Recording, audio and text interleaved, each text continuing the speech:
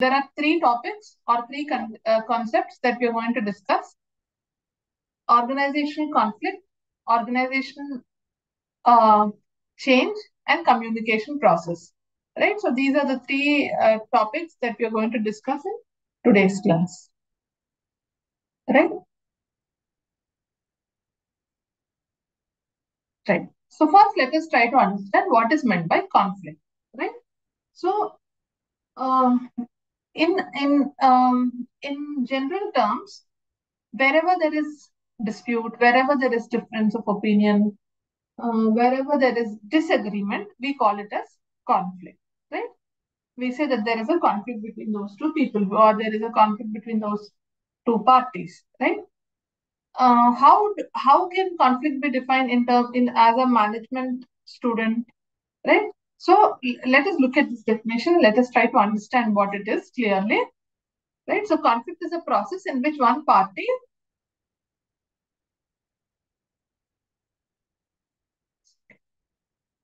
Conflict is a process in which one party perceives that another party has taken or will take actions that are incompatible with one's own interests.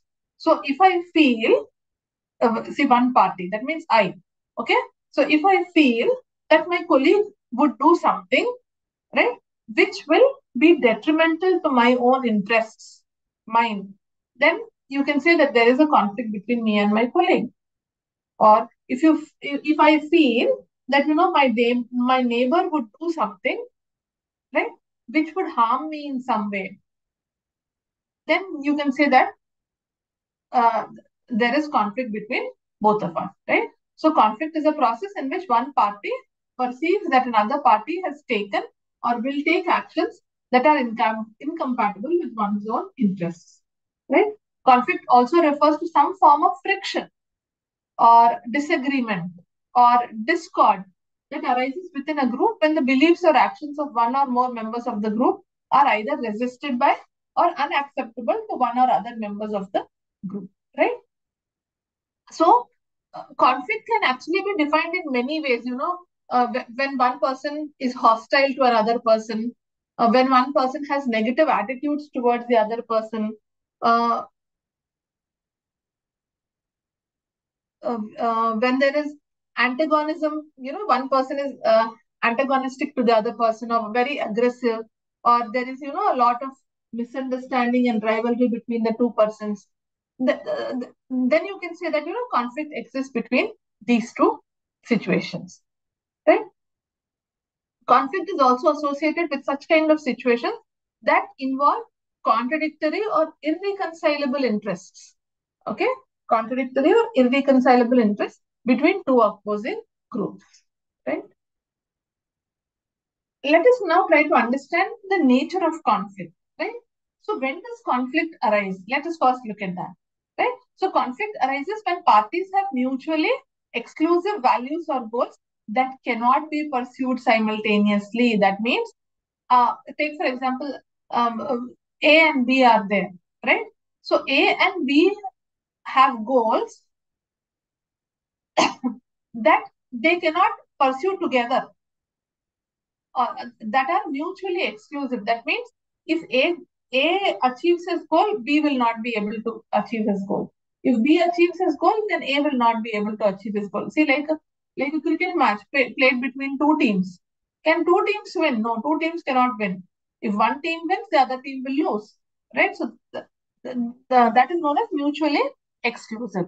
So conflict arises when parties have such mutually exclusive goals. Right?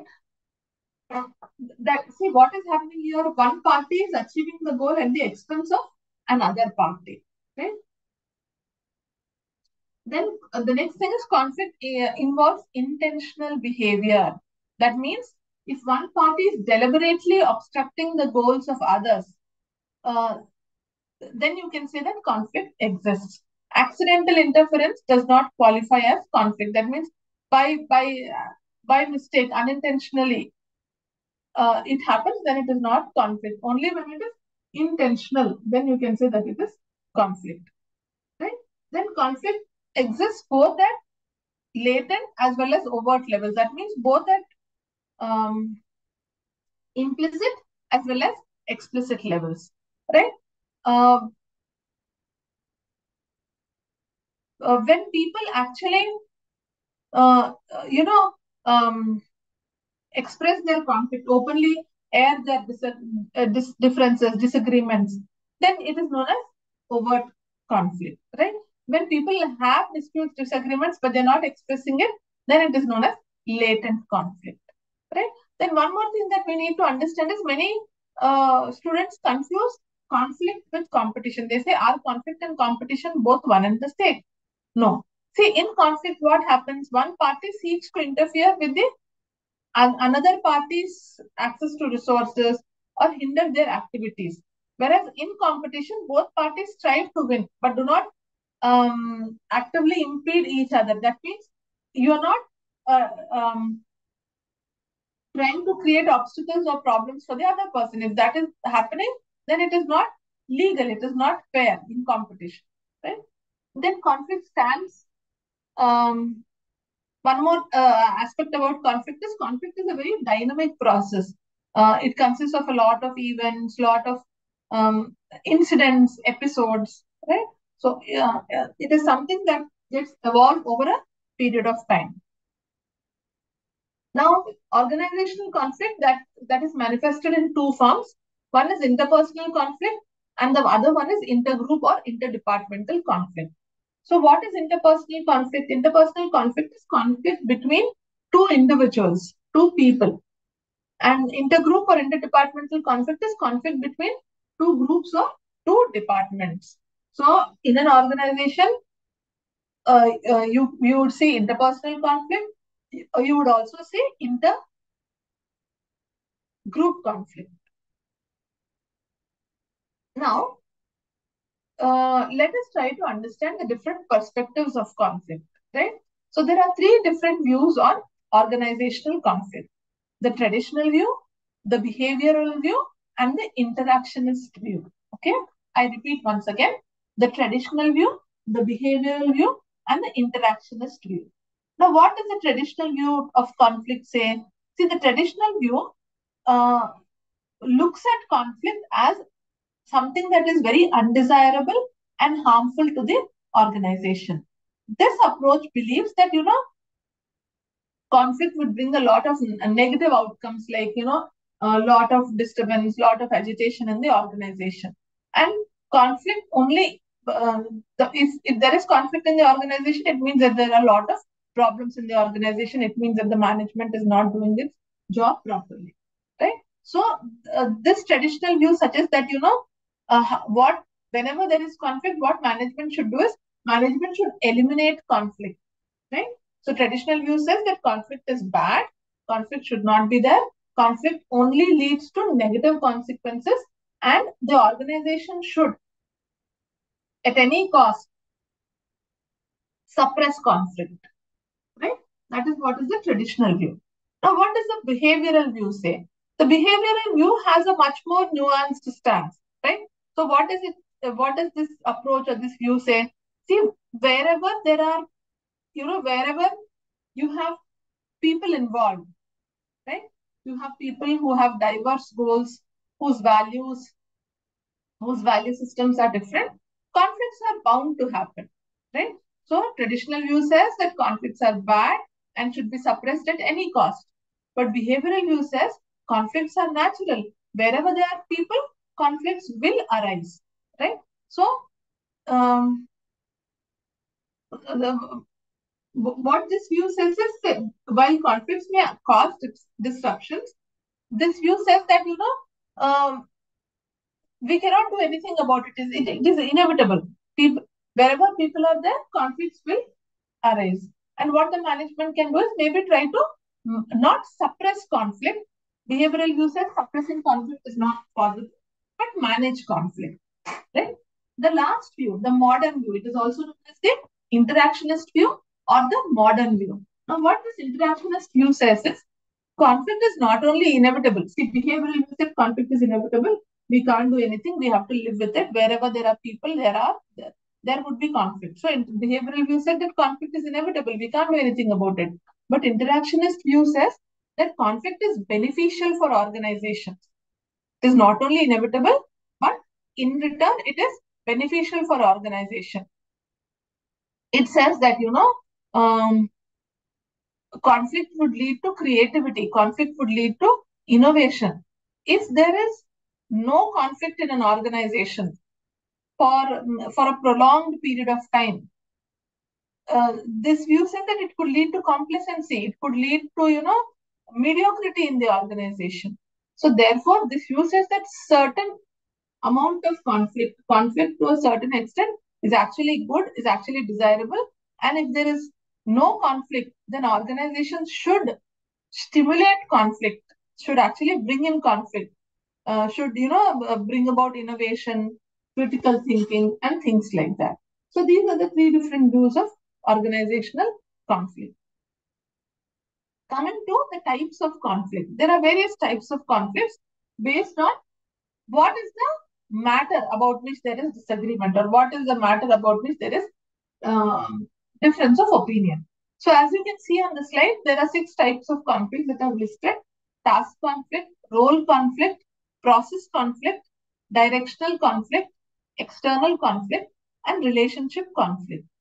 So what is task conflict? Task conflict is the disagreement or difference of opinion about tasks. What is to be done? So I say that A should be done. Somebody says that B should be done. Somebody else says, no, no, no, A and B are not what we need to do now. Now we need to do C. So this is an example of task conflict. That means people are fighting or arguing about what to do. Right? The next one is role conflict. Right? The next one is role conflict. Role conflict means this is one of the most common types of conflict that you see in organizations. Who is to do this? Right? So take for example, a report is to be completed, submitted. So A says it is not my job, it is B's job. B says no, no, no, it is not my job, it is C's job. So people are not clear about what their roles and responsibilities are. And the conflict which arises because of this is known as role conflict. Right? So that is the second one. First one was about what is to be done. Second one is about who will do that. Third one, the process conflict is about how to do it. How. Process. Third one is how. How to do that. So, see, as you know, there are different people in an organization, and different people have different opinions, different. So, some people feel that this is how we should do it. Someone else might feel there is some other way that we have to do it. Right. Fourth one is directional conflict. So sometimes there is a conflict between people in even about the direction in which they are working. That means in what manner they are exerting their efforts. Are they moving towards the organizational goals or moving away from the organizational goals? All that comes under directional conflicts. External conflicts. External conflicts, sometimes what happens? One second.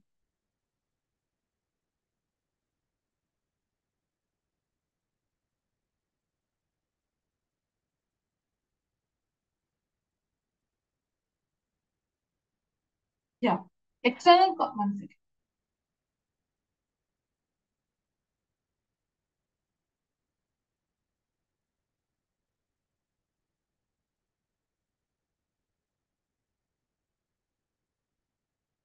Yeah. External conflict is conflict from outside sources. If there is any problem that some outside person, some outside group, or some outside agency is causing, then that is known as external conflict. And the last one is relationship conflict. So sometimes there are conflicts between people because of the interpersonal variables. Because of people do not get along well with one another. Such kind of things you have relationship conflict, right? So these are the different types of conflicts: task conflict, role conflict, process conflict, directional conflict, external conflict, and relationship conflict.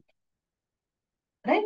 Now, of all these types of conflict, the one which will cause maximum harm is relationship conflict.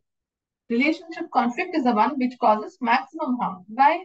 Because see what happens because of task conflict, role conflict, or process conflict. There are chances that better way of doing things might emerge. Innovation will come out, creativity will come out. So take for example, somebody is doing this. So the other person said, no, this is not how it is to be done. This is to be done like that. So maybe in the process, we will come up with a better way of doing the same thing. Similarly, role also. Who, if there is some dispute, disagreement, then maybe we might arrive at the person who is actually the best suited to do this. Right? But out of relationship conflict, what comes out of relationship conflict? Nothing. Out of relationship conflicts, only dissatisfaction, poor interpersonal relations. Only such things come out of relationship conflict, right? So conflict is said to be of two types: functional conflict and dysfunctional conflict. What is functional conflict? Functional conflict can also, in other words, may be called as positive conflict, and dysfunctional conflict may be, in other words, also may be called as a negative or dysfunctional conflict. So, and what is the difference between functional and dysfunctional conflict? Any conflict that leads to a better solution, a better idea, some innovation, some creativity, a better way of doing something. All such kind of conflicts are known as functional conflicts. But any conflict which does not lead to any of these, but instead leads to negative outcomes, like, people are unhappy with one another, there is a lot of mistrust and suspicion between the members, right? Such kind of conflict is known as negative or dysfunctional conflict. So, of all the types of conflicts that are here on the PPT, the first five, they could lead to functional or positive conflict, whereas the last one, relationship conflict, that could lead to negative or dysfunctional conflict. See what is happening in relationship conflict. There is no discussion about work, how it is to be done, how better it is to be done, and things like that. There is only discussion about interpersonal variables. You are not good, I am good. You are lazy, I am not. Such kind of discussions. So such kind of discussions can never ever lead to positive outcomes. So what are some of the reasons for interpersonal conflict? Let us try to understand. The first and foremost reason why people have conflicts between themselves is because of personality differences. Right? So this is purely a psychological issue, and it has nothing to do with the organization. It has nothing to do with the job. It's just because of the way people are, right? Though organization has nothing to do with it, that means organization did not result in this kind of conflict and all that. But if there are personality differences amongst the members in an organization, it is the work in the organization that gets affected the most. That is also one thing that we need to understand, right? So personality differences. So what a manager can do is, if there are, interpersonal differences amongst the team members, he should not ignore it. He should not just let it be. He should try to resolve those. Right? So that is about personality differences. The next one is perceptions. Right? Perceptions are, see, different people perceive things differently. Right? And the reasons is, we already discussed perception. It was in unit 4. People come from different backgrounds. People have different experiences. Their education and training is different. So because of all these things, the way people perceive things are different. So take for example, A has completed a project, but he made a mistake, which B pointed out, right? So B genuinely pointed it out to A so that, A does not repeat it in the future. But A perceives that B has done this because B does not like him. Then that will lead to interpersonal conflict. Now, who is to be blamed here? The perception of A is to be blamed here. So perception play a key, very important role when it comes to communication, miscommunication or misunderstanding amongst the group members. Then the third reason for interpersonal conflict is clashes of values and interests. Clashes of, so sometimes people's value systems don't match with one another. Their interests don't are not compatible with one another. That also could lead to differences. Right? And one more reason for interpersonal conflict is sometimes the environment in which people are working is highly competitive, is very, very competitive. Right? So, mm, there is a lot of competition between members in a, take for example, there are 20-30 members in a team, but only one person would get promotion, only one person would get an increment. So everybody would try to outdo what the other person is doing because of such heavy competition, right? Then power and status differences also could lead to interpersonal conflict. See, one thing that we all have to understand is all organizations are political structures, right? So they operate by distribution of authority and setting a stage for the exercise of power. Now, unequal distribution of power and status, what it does is it leads to conflict where one person has more power than the other person, when one person is at a higher status than the other person, all such things could lead to conflicts, right? Another reason, a very important reason, is scarce resources. When resources are scarce, when resources are limited, that could lead to conflict, right? See, um, take for example, like I told you, there are 20 or 30 members in a team. Only one person would get the promotion, right? It leads to competition among them. Competition in turn would take it to conflict. Whereas in an organization, take for example, everybody who achieves this benchmark, all of them would get promotion, all of them would get pay hike. Take for example, that is the situation. So people will not compete against one another. People will not try to harm others' interests in any way. Everybody would clearly be focusing on how they can achieve or they can cross that benchmark so that they can get their promotion and things like that. And the next one is stereotype behavior. So what is stereotyping? Stereotyping makes people to form opinions about others which are not always true, which is a result of hurried judgments. So as a result of this, what happens? People, they tend to be more biased about others. So, like I told you, in an IT company, for example, all software engineers might feel, these HR people, admin people, they have no work, they just take their salary.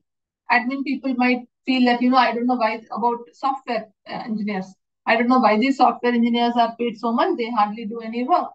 So these are stereotype behaviors which could lead to interpersonal conflicts. And then the last one is the exploitative nature of human beings. Sometimes, some people are exploitative, right? So they try to exploit others because of the position that they're occupying or because of their authority, right? So what they try to do is they try to take an undue share in the outcome, right? So they contribute less, but they take more of the benefit. So that is one thing, right? The next one is what exactly causes conflict in organizations? Conflicting needs. Different people want different things because of scarce resources, because of lack of recognition. People have conflicting needs, right? So this could lead to conflict. Then conflicting styles. Different people have different style of working, different style of communicating with one another, different style of negotiation. This could also lead to conflict. Then different perceptions. Whenever people have, the way they perceive things, the way they interpret things are different from one another, right? So that also could lead to conflict.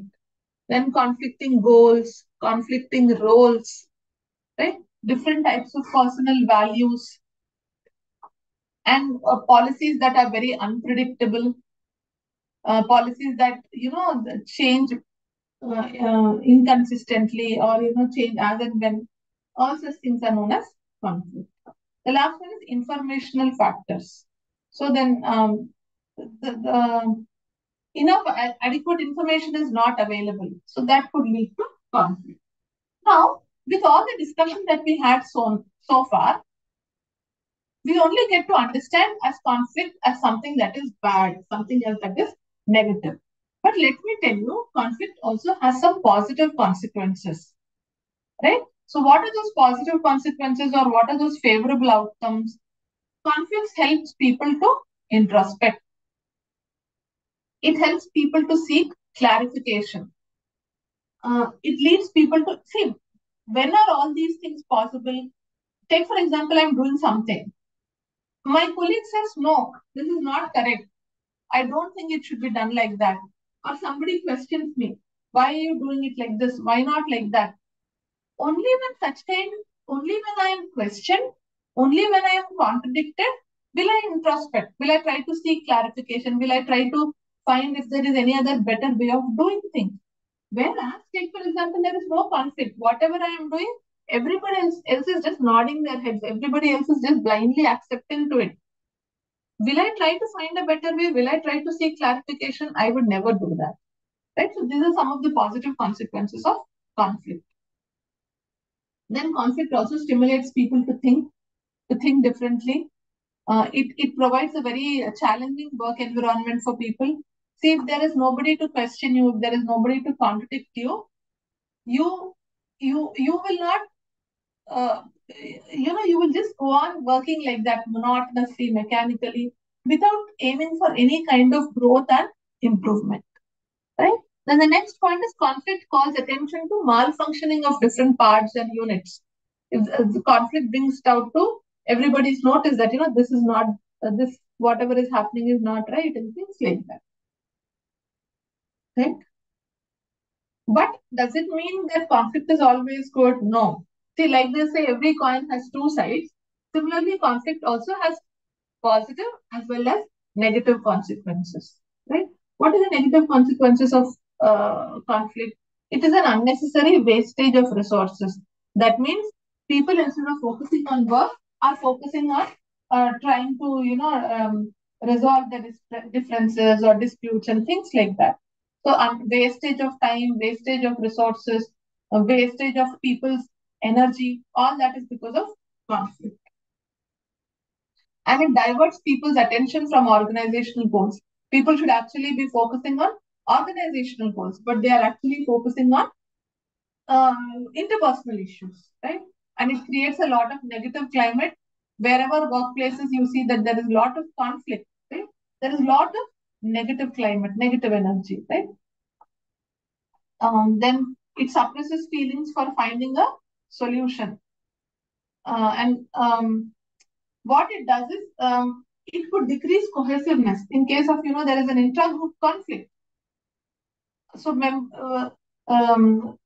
within the organization, the entire organization should be like one cohesive unit. But because of these intra-group conflicts, intergroup conflicts, cohesiveness tends to reduce. Right? Next, let us try to understand what are the various stages to conflict. Right? So there are four. See, whenever we see two people arguing with one another, or whenever we see two people,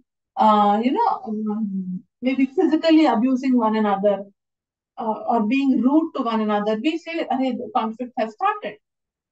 That means when you see two people fighting or arguing, you say that conflict has started. But if you carefully look at the process of conflict or the stages of conflict, if two people are arguing with one another, it means that there is some background to it. There is some history to it. People just don't, just start arguing and shouting with one another just like that. Some things might have happened earlier, which now is leading to those two people to argue and fight. So if you look at the PPT here, the third stage is the conflict behavior stage. So this is the stage where people actually argue and fight with one another. But is that the first stage in conflict? No. First, you have two more stages. So that is what I said. if you see people fighting or arguing with one another, you can safely assume that there is some background to it. There is some history behind it. So the first stage is antecedent conditions. That means existence of certain conditions which could create opportunities for conflict, like scarce resources, people who are very different from one another, right? People with very divergent goals. These are all antecedent conditions for conflict. But just because these conditions are there, just the mere presence of these conditions doesn't mean that conflict will occur. No, not necessarily. Sometimes we see two people who are very different from one another, still get along well, right? So, for conflict to actually be perceived, for conflict to actually be manifested, there have to be conditions. If these conditions are not there, there is no question of conflict ever arising between people. So that is for the first one, antecedent conditions. The second one is perception and personalization. So whether conflict develops or not, it depends on how individuals perceive the situation. So if the individuals perceive it as something that is harmful to them, something that is threatening to them, then conflict may arise. Whereas if individuals do not perceive anything, they don't pay attention to uh, those conditions, then there is no question of conflict at all, right? So individuals have to perceive that there is something wrong and personalize it to themselves. Take for example, X is very rude. I know X is being rude to me, but I decide not to get affected by it. I say, I don't care, let that fellow be rude. I'm not going to be bothered by it. Then will conflict arise? No, conflict will not arise. But when I personalize this rude behavior, so X is very rude to me and I get offended by that. I get, upset by that. Then it will lead to conflict. Next one is conflict behavior. So there are conditions which could lead to conflicts, which are being perceived by the parties, and those parties are personalizing those conflict behaviors, right? Now what? Now how people behave? Do they fight? Do they argue? Do they shout? What do they do? That is the conflict behavior, right? And the last one is aftermath. Aftermath is nothing but consequences of conflict, right? So it depends on how people behave. How do they manage the conflict, right? So sometimes conflict could have an impact on satisfaction levels of employees. It could have impact on their relationships, group performance. It could lead to changes in structure, changes in policies, different things. Different organizations, different things could happen. See, these are the core strategies that people do when they are in a conflicting situation. Not four strategies, five strategies: avoidance, accommodation, compromise, collaboration, and competition. So, what which strategy an individual chooses depends on the level of competitiveness in the situation and the level of cooperation between both the parties involved. So if there is very high cooperation but very low competitiveness, then a person might follow the accommodating style. Similarly, the level of competition as well as the level of cooperation is very low. Then avoidance strategies boost, right? So let us try to understand each of these five strategies. Let us first look at the avoiding strategy. So what happens in avoiding strategy? People simply ignore. They do not pay attention to the fact that there is a conflict, right? So when do people avoid conflict? When they don't want to engage in it, right? So avoiding does is avoiding allows them to ignore that there is a problem. Sometimes, avoiding conflict could be the best response, could be the most appropriate response. See, sometimes there is no clear solution, or one party, is very frustrated, and that party needs some time to calm down. In such kind of situations, avoidance is the best strategy, right? But one thing that we have to understand is avoidance requires more effort than simply facing the problem, and it can cause um, friction between both the parties. And one thing that we have to remember is avoidance will not lead to anything. Conflict will never be resolved by avoiding. Okay. What it can only do is it can delay, it can postpone. So what has to happen today might happen tomorrow or after 1 month, after 1 year. But the problem is not completely resolved.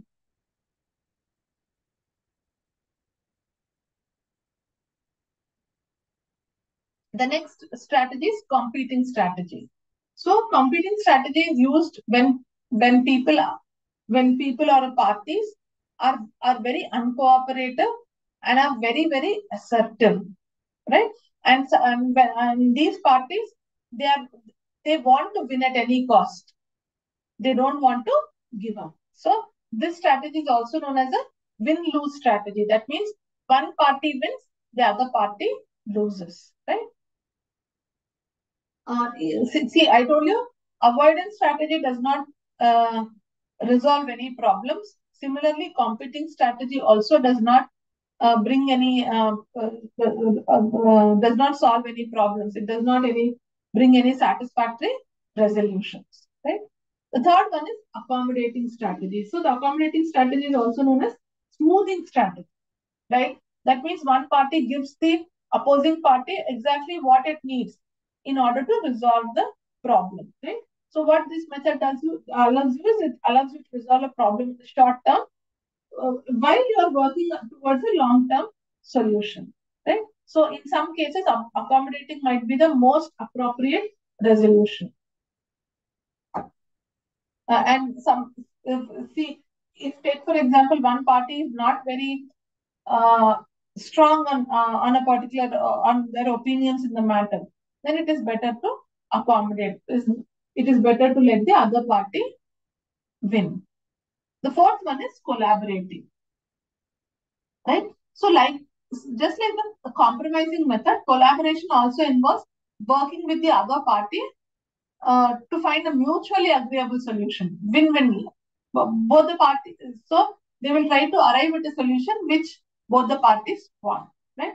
So this is known as a win-win strategy. Um, so example is a salesperson and a client who are working together to negotiate contract terms until both the parties are finding it agreeable. The last strategy is known as the compromising strategy. So this strategy is also known as a reconciling strategy. And what this strategy does is it seeks a mutual agreement to settle a dispute. It seeks a mutual agreement to settle a dispute. This is known as a lose-lose strategy, right? Why is it known as a lose-lose strategy? Because here both the parties are willing to give up some of their interests so that an agreement can be reached to. Now, this can be a very quick way of resolving a conflict without the conflict, uh, escalating in size and nature, right?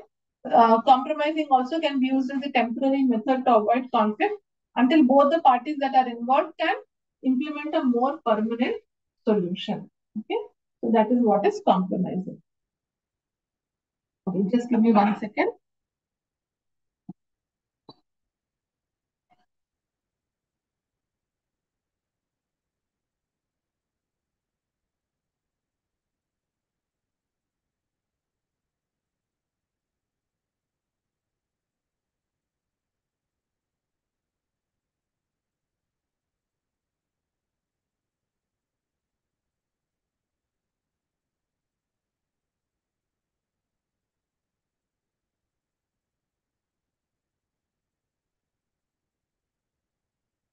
Right. So the next topic is organizational change. What is meant by change? Change is transformation, where change is modification. Right. So, what do you mean by organizational change? Organizational change is where there are some significant modifications to various aspects of the organization, like There is a modification in the organizational structure. There is a modification in the organizational culture. Some modification in the processes of the organization, systems, strategies, right? Um, that is what is known as organizational change. But what is the need for organizational change? What is the goal? The goal of organizational change is to enhance performance, effectiveness, and to make the organization more adaptable, and in order to ensure that the organization remains competitive in a dynamic business environment, right? So these are some of the reasons listed out for an organization to change. What are these reasons? The first one is external influences. So organizations have to change because the external environment around them is changing. That means, the market dynamics are changing.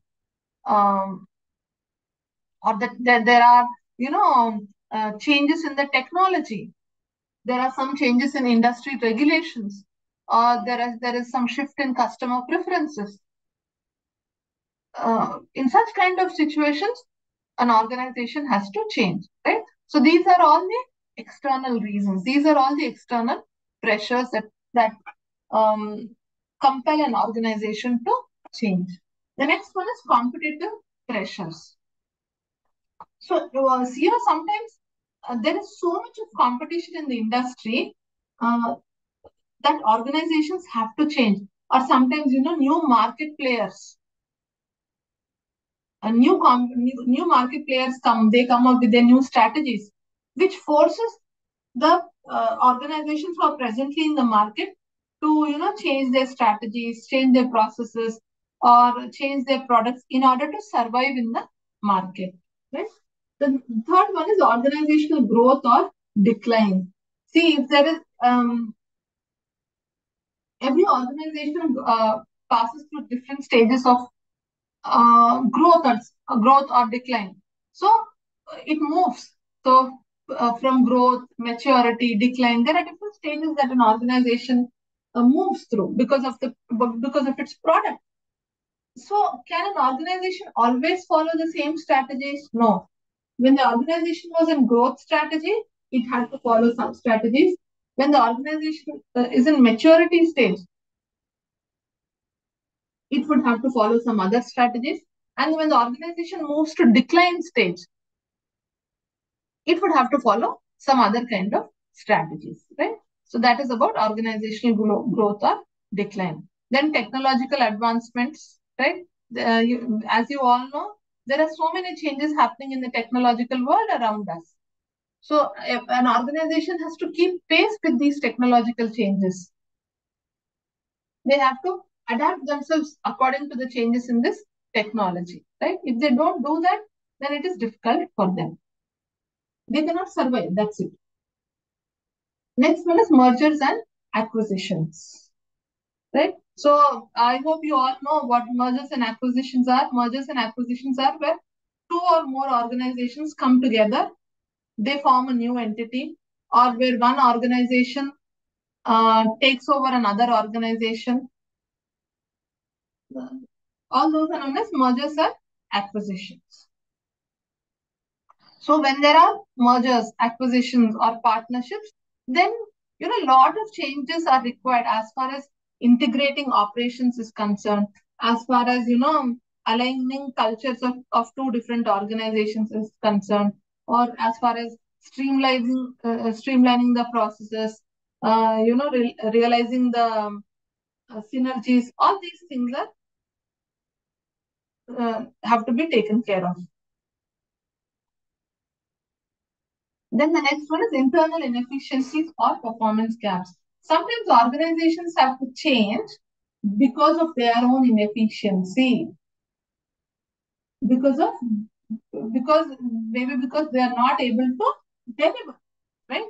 So organizations, what they have to do, they have to identify what their internal inefficiencies are, what are the performance gaps, what are the areas of improvement, and how an organization can, implement changes in processes, systems, or structures so that it can enhance its performance, productivity, and organizational effectiveness. And another reason why organizations might have to change, another reason why organizations might, change might be required in organizations is change in leadership, right? So change in leadership, new strategic directions, or sometimes if the organization um, uh, is is bringing about a change in its priorities, then all these things can uh, force an organization to maybe bring about a change in its vision, goals, or its strategic objectives. Right? Now, let us now try to understand the nature of organizational change. Right? So, the first is organization change is continuous. Right? So, organizational change is an ongoing process. Right? It is an ongoing process rather than a one-time event.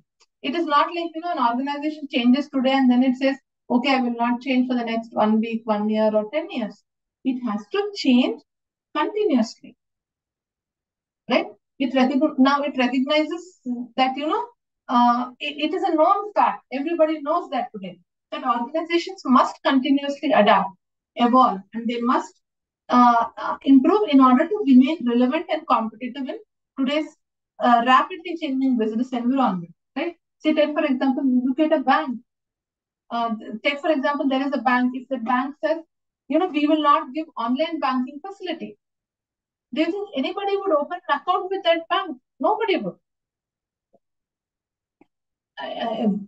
Every organization will have to change on a continuous basis as and when the world around it is changing. Right? So change is a continuous, ongoing process. Next is organizational change is complex. Right? Why is it complex? Because there are so many factors that will have an impact on this change process. The organization structure, culture, processes, technology, human dynamics, all these different types of things will have an impact on organizational change. So therefore, organizational change is a very complex phenomenon. That is why change is something that managers at the top level, at the strategic level, are the ones who actually deal with it, right? And one more thing is change involves multiple stakeholders, right? It involves multiple stakeholders, lot of intricate relationships. That is the reason for complexity of change. Next one is change is multidimensional, right? It is multidimensional. It affects various dimensions of an organization simultaneously, right? The next one is change is disruptive, right? That means whatever is the status quo within an organization, it changes everything. It challenges the existing routines, existing practices, existing minds. So take for example, employees were doing work in a particular manner, in some particular process for the last 5 or 10 years. All that might have to be changed, right? Everything has to be started afresh. So change can create uncertainty, right? It would result in employee resistance. It would lead to a lot of discomfort, right? So that is about change. The next one is change is contextual. That means, see, the nature of change is affected by the context of each organization. So factors such as industry dynamics, market conditions, regulatory requirements, internal capabilities, all of that influence the nature and scope of change initiatives. Right? And the next one is, see, I already discussed about change is strategic in nature. Change is driven by strategic considerations. Why? Because change aligns with the organization's vision, mission, the goal, the long-term objectives, right? So, though change initiatives are typically designed to, improve performance or enhance competitiveness, but it will ultimately have an impact on the organization's strategic position. Right? The next topic that we need to discuss is planned change. What is planned change? Right? See, change is of two types: planned change and unplanned change. Unplanned change is where nothing has been predetermined, pre-decided. A situation arises. In order to come out of that situation, some modification, some transformation was undertaken. That is unplanned change. But what is planned change? Planned change is where an organization, a group, or a team, they predict their forecast as to how things might change, and then change their strategies or change their structure according to that. That is known as planned change. Right? So, from an organization's point of view, which is better, planned or unplanned change? Planned change is better. Planned change is desirable. Unplanned change is just like knee-jerk reaction. Just like, shortcut at that point of time to just come out of that situation, something is done. Okay? So we can understand the process of planned change. Right? There are three important stages in the process of planned change: unfreezing, changing, and refreezing. These stages are taken from force field analysis given by Kurt Lewin. Kurt Lewin also talks about these three stages: unfreezing, changing, and refreezing. Right? So what is unfreezing? At this stage, the organization examines, is the change required or not? And why is it required? So, overall, at the organization-wide level, if the organization decides to implement change, then, coming up with a plan, coming up with a strategy, making people aware of why the change is required, what are the benefits that people will get if they, are ready to change, that is known as the unfreezing stage. Next is the changing stage.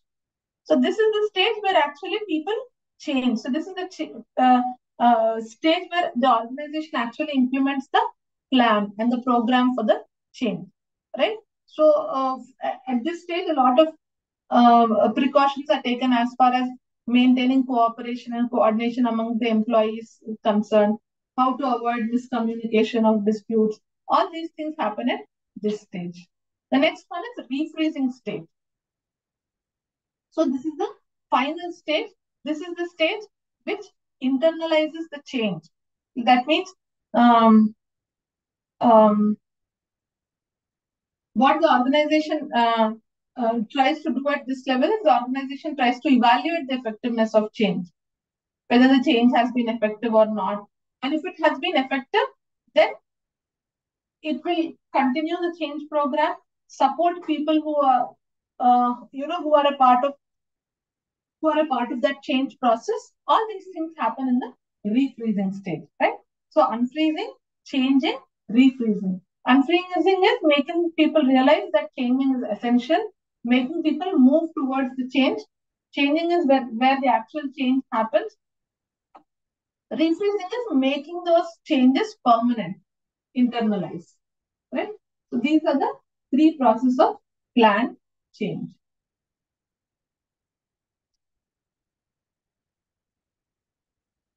The next topic that we need to discuss is resistance to change. See, one thing that you need to understand is, we have already discussed that, right? Organizations have to change. Why organizations have to change? Because the environment around them is changing. They have no choice but to change. If they say that we will not change, then they will not be able to survive in the market.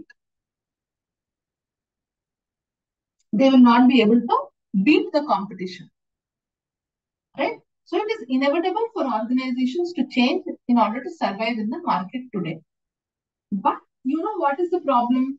The problem is, though it is inevitable for organizations to change, though people know that, though organizations know that, though team leaders, everybody knows that, in spite of that, people resist change.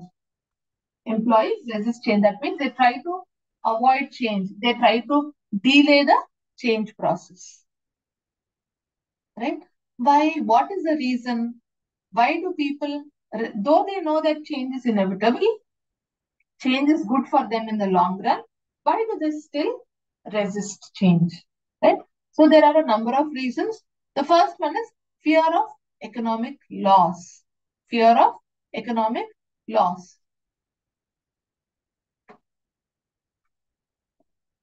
So sometimes people believe, that in the change situation, my salary would reduce, my income would reduce, my profits would reduce. I will not be able to earn as much of incentives as I am earning today. Right? So that they might fear that. That is a fear of economic loss. Right? And the next one is obsolescence of skills. Sometimes people feel that the skills that they have presently, that the skills that they have right now, those skills might become useless in the change scenario, in the modified scenario, right? That is one reason why employees resist change, because they feel that things would become obsolete, right? Next one is attachment to the status quo. Sometimes people are so happy with the existing situation, are so comfortable with the existing situation that they are somehow emotionally attached to it. Right? So that is also one reason why people want to resist change. And another basic human trait is people fear the unknown. Okay, so now I'm doing this. If there is a change, I don't know how things will be. Because I don't know how things will be, I fear that scenario. I'm scared of that scenario. So that is known as the fear of the unknown. So people resist change basically because of this reason, because of the fact that they don't know how things would be in the changed situation, changed scenario. Ego defensiveness. Sometimes, people, feel that, their ego gets affected because if they want to change, or, there is social displacement. People might be displaced from the group to which they belong, or to the region that they belong to. They fear that kind of social displacement, right? And the next reason why people resist change is because of peer pressure. So I am an employee in an organization. Organization wants us to change. I am okay with the change, but people around me are not okay with it. So though I want to agree or accept change, but because of peer pressure, right? Because of peer pressure, I'm not accepting or agreeing to the change. And this happens very commonly, right? Most common reason why employees resist change is because everybody else in their group is resisting change. Individually, they might have no problem with the change scenario. Individually, they might not be having any problem with the new situation. But because there is so much of pressure on them, they might want to change. Right? They might not want to change. The next reason for resistance to change is organizational structure. See, organizational structures are designed in a particular format, are designed in a particular manner. So if there is change, what happens? The entire structure has to change. Right? So that is about organizational structure. Then because of resource constraints, see, it is not always individuals that resist change. Organizations also resist change. So why do organizations resist change? Maybe because of resource constraints. They don't have enough resources to bring about the desired change. So that is also one reason why organizations might want to change. The next one is threat to power and influence. Right? So sometimes I feel that, whatever power I have now, whatever, influence I have now, I might lose all that. Okay? I might lose all that in a new situation, in a new scenario. So because of that also, I resist change. The next one is sunk costs. See, sometimes what happens, take for example, I bought a laptop. I spent 50,000 rupees and I bought a laptop. Now, new technology comes. So what, take for example, a new technology comes because of which my this laptop is useless now. What happened to me? I have spent 50,000 and now there's nothing that can be done with that 50,000. So that is like a sunk cost that has already been incurred. So many a times people don't want to change because of the sunk cost, because they've already invested so much of money in the existing situation. Right? So these are some of the reasons why people resist change. So though people resist change, it is the responsibility of the managers. It is the responsibility of the organization to make sure that this resistance is overcome, to make sure that people are accepting change more readily, more wholeheartedly. So, how can this resistance to change be overcome? The first strategy or the first technique that needs to be used is education. See, many a times people resist change because of lack of awareness. See, I'm using this system, so I might feel that the other system, I don't know anything about the other system, so I'll say no, I will only use this, right? I'm using the system, I will continue using the system only because I don't know about the other system. I'm not aware about the other system. So, how to overcome resistance to change? Educate people. Tell them why they need to change. What are the advantages if they change? What are the problems that they will face if they continue with the existing situation? That needs to be educated. Right? So that is the first step, education. Right? The next one is communication. Right? See, uh, people resist change because uh, their ideas are not being properly heard. They don't know whom to go and talk to and things like that because there are so many uncertainties. If an organization encourages communication, that means they're talking about the change process, whatever doubts people are having, they're clarifying it, right? So in such kind of a situation,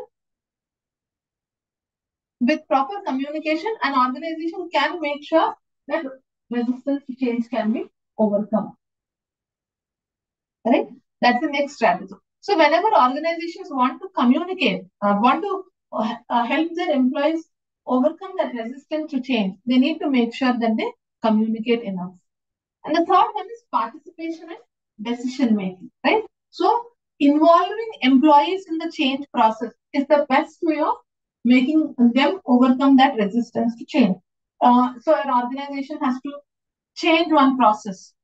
So the best way to do is call people, ask them to decide how to change this process, involve them in the decision making.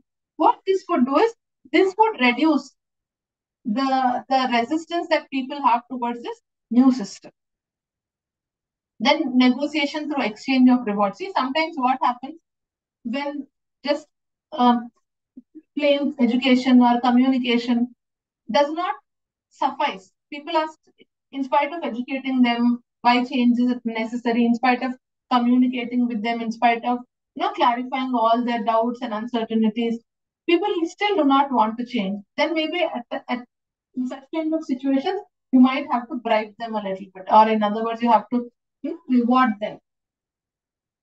So offering incentives, rewards, that is also one strategy for employees to overcome resistance to change.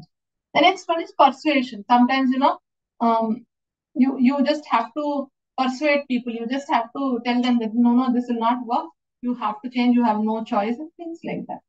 Then encouragement and support. See, sometimes people feel that if I change, if a new process is introduced, then I might become obsolete in that system. My skills would no longer be relevant. But if enough support is given to them, saying that, it's okay, we will give you the required training. We will make sure that you master the new skills.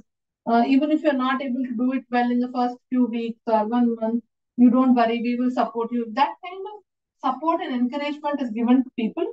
It is very easy for them to accept change.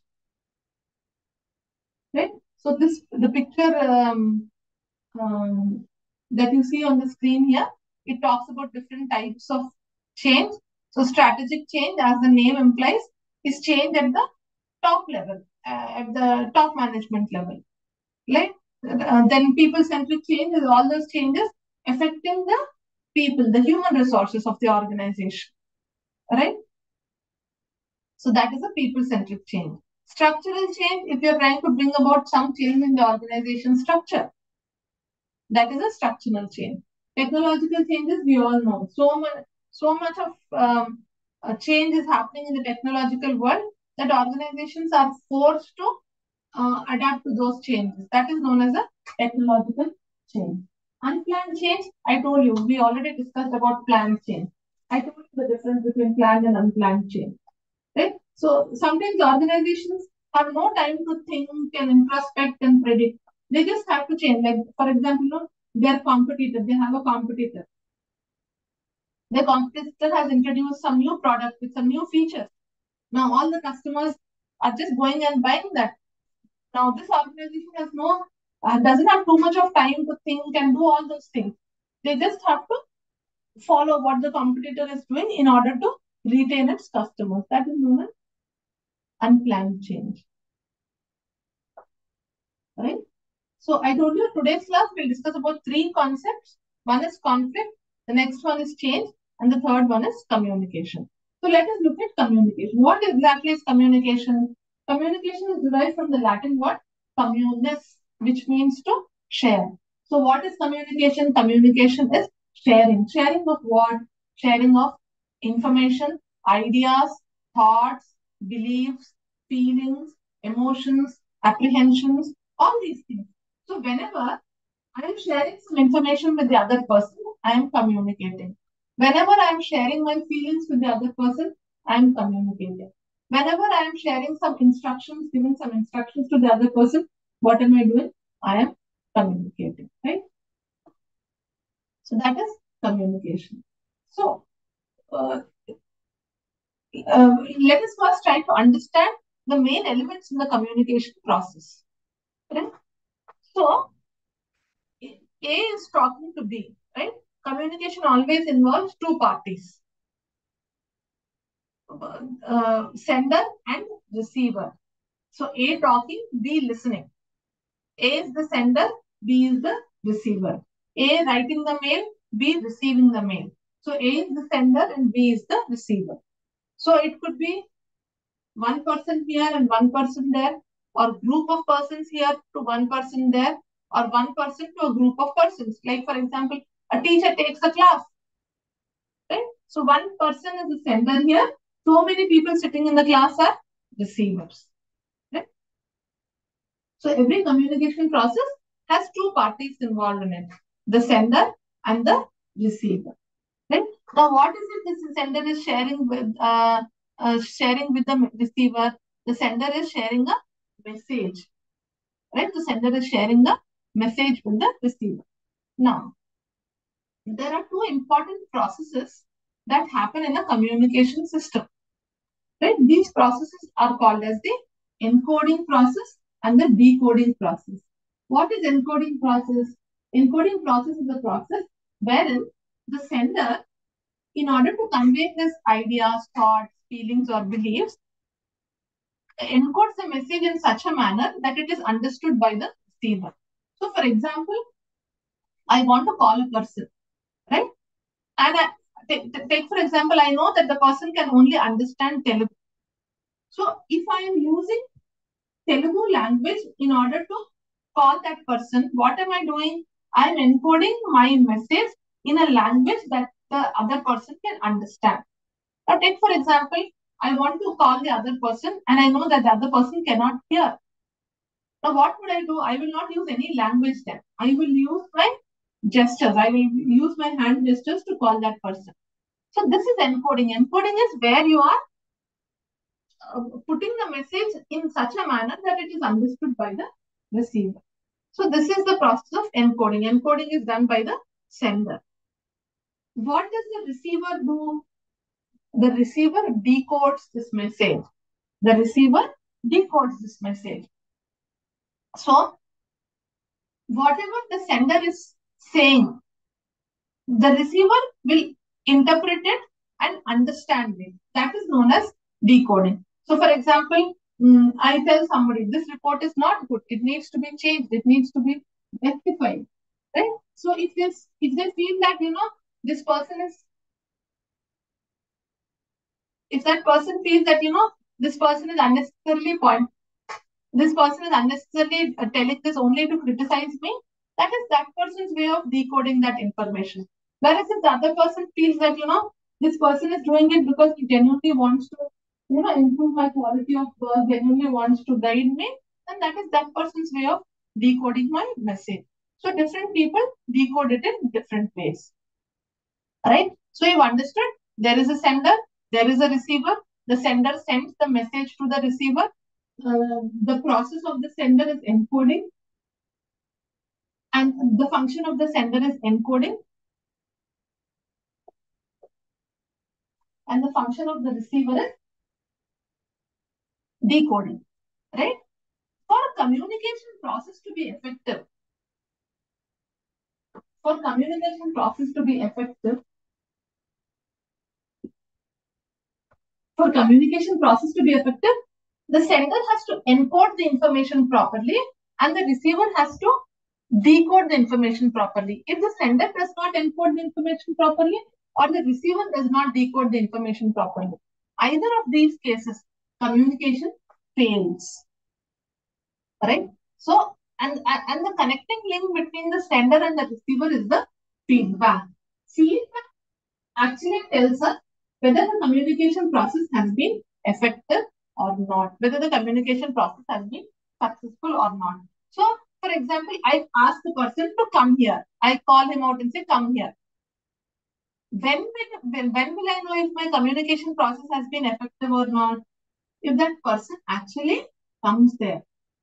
I am calling the person, I am asking a person to come here, but that person is not moving from that place. That person is not coming towards me. What does it mean? It means that person has failed to understand what I told, or that person has failed to follow, or is not willing to follow my instructions. So, based on the response, based on the feedback, based on the response, based on the feedback, I can determine whether communication has been effective or not.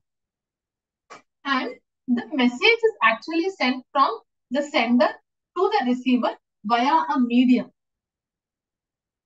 Via a medium. And usually there could be different mediums. The message could be sent through different mediums. Telephone could be an example. Emails, it could be sent through emails. Any other, in today's world of social media, any social media platform you could use to send the message. This is the way in which the whole process of communication happens in between two parties.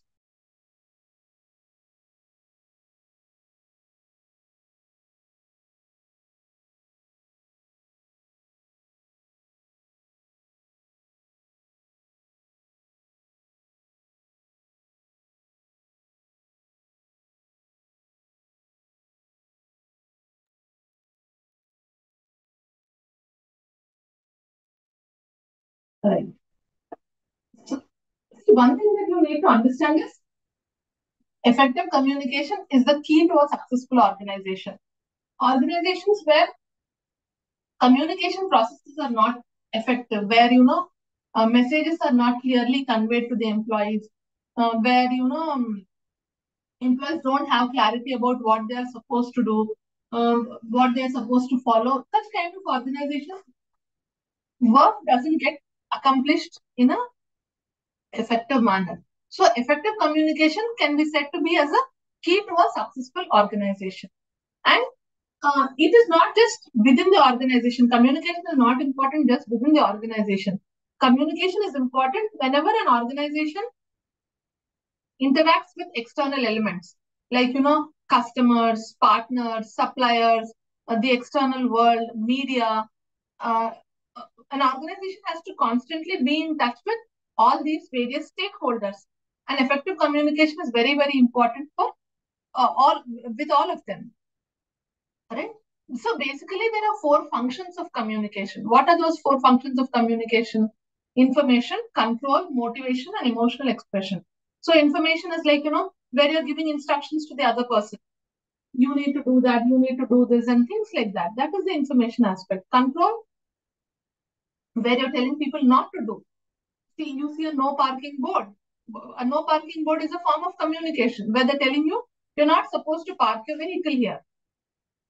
Similar things happen in organizations as well. Then motivation. Motivation is also a very important function of communication.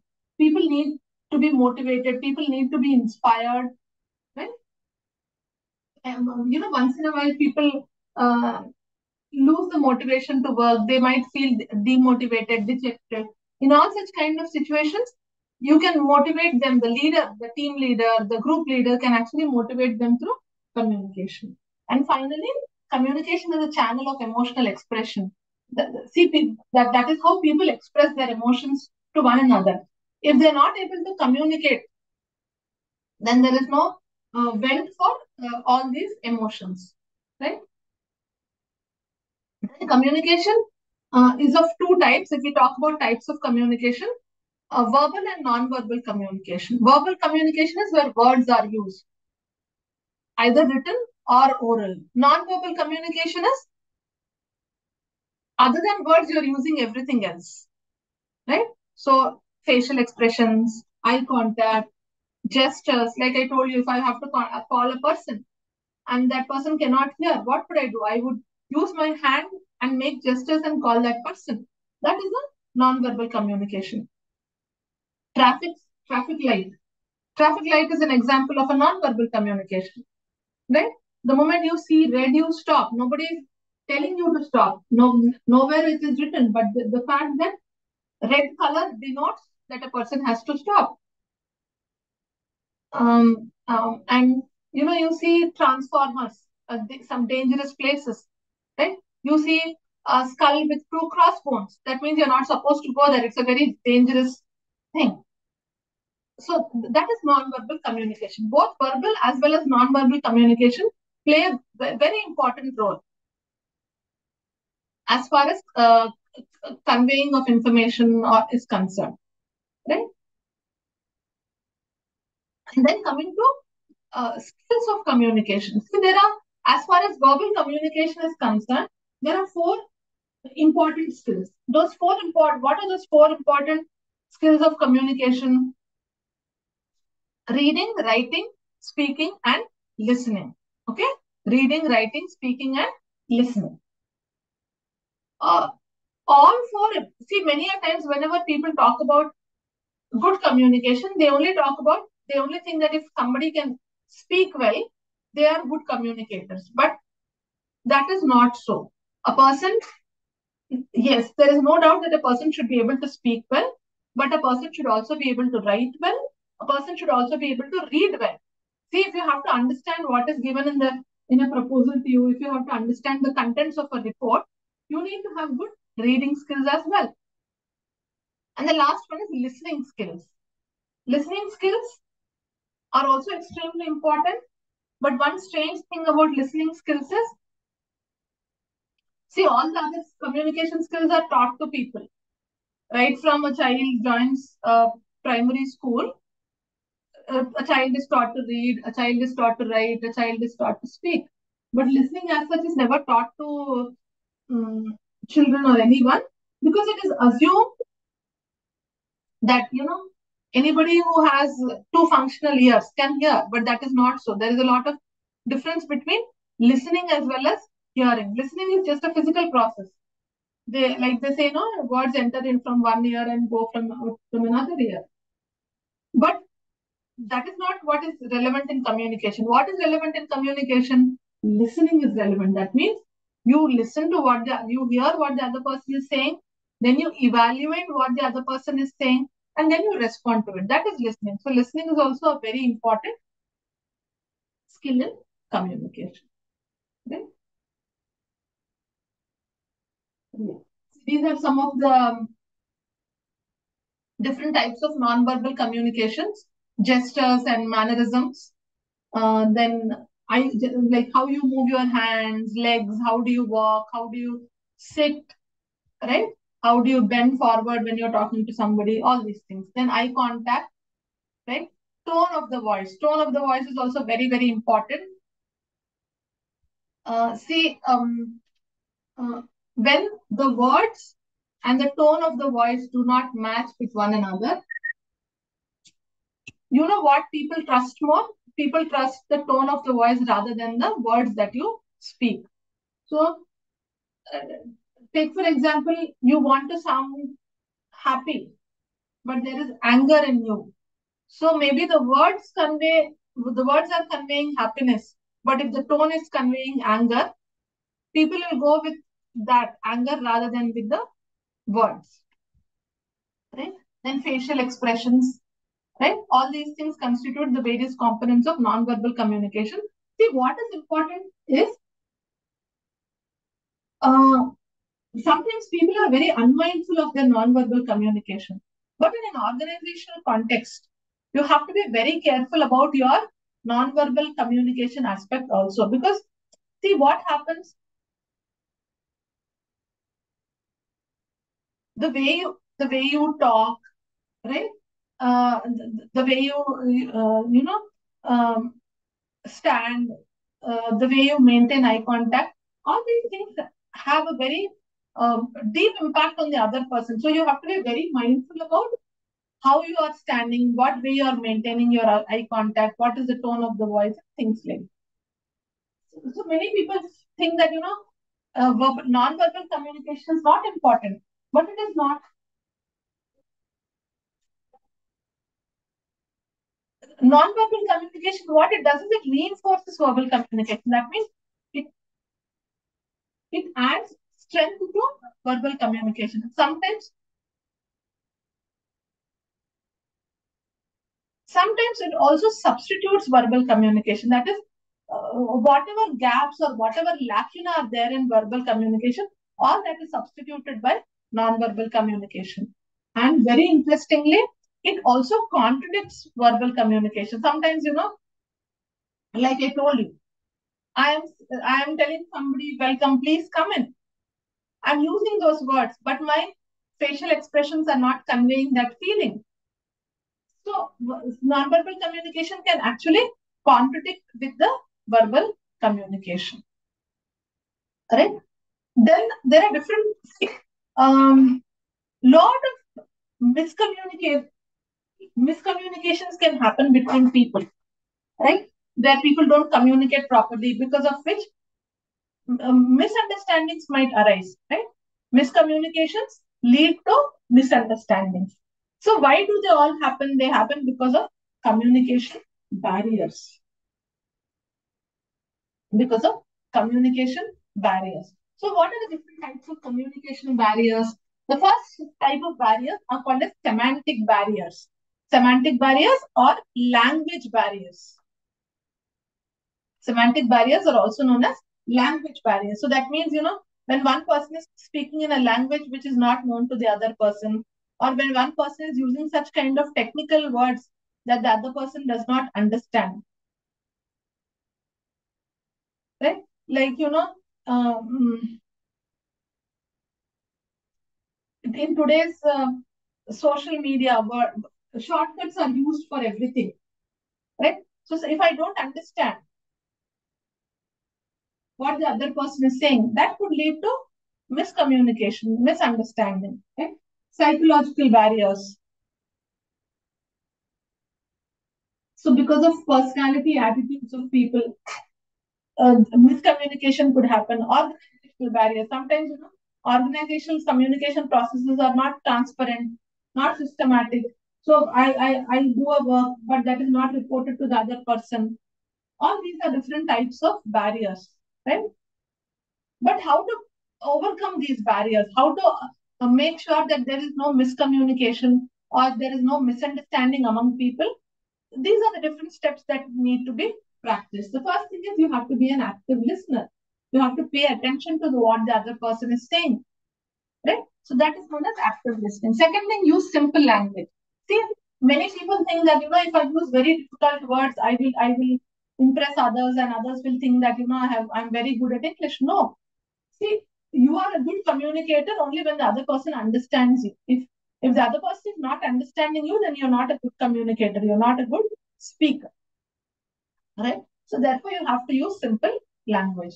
Then you have to attain a state. See, sometimes when um, our emotions play a strong role in our understanding or misunderstanding what the other person is saying. So never speak or never try to evaluate what the other person is saying when you are in an emotional state yourself. If you are very angry, if you are very sad, if you are very upset, move away from that emotional state. Let your emotions stabilize.